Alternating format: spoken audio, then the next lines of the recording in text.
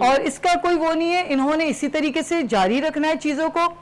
ہاں, پاکستان نے اپنا جو ایک کردار ادا کیا, اس جنگ کو روکا, اس وقت جنگ رکی ہوئی ہے, بہت اچھا کردار ہماری گورنمنٹ نے ادا کیا. لیکن اس کے باوجود بھی بات دیکھیں, چیزیں چل رہی ہیں, بیک پہ چل رہی ہیں, بیان بازیاں چل رہی ہیں. ٹرمپ صاحب صبح اٹھتے ہیں کچھ اور کہتے ہیں, شام ہوتی ہے کچھ اور کہتے ہیں, رات ہوتی ہے ان کا بیان, وہ دونوں بیان صبح والے بدل جاتے ہیں, رات کو کچھ اور آ جاتا ہے. تو اس طرح کے لوگ وہ چاہتے ہی نہیں ہیں کہ مسلم ممالک ایک ساتھ ہوں یا مسلم ممالک ترقی کرے.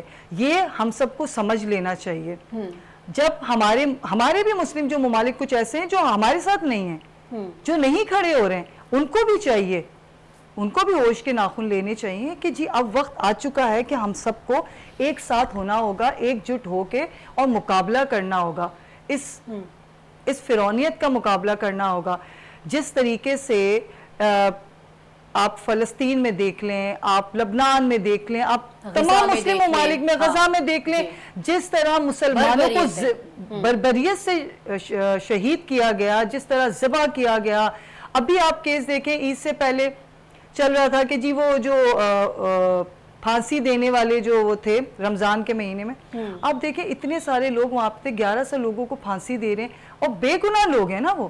آپ کیا ثابت کرنا چاہ رہے ہیں؟ وہ آپ ہمیں ڈرانا چاہ رہے ہیں. تو مسلمان تو شہادت سے نہیں ڈرتے.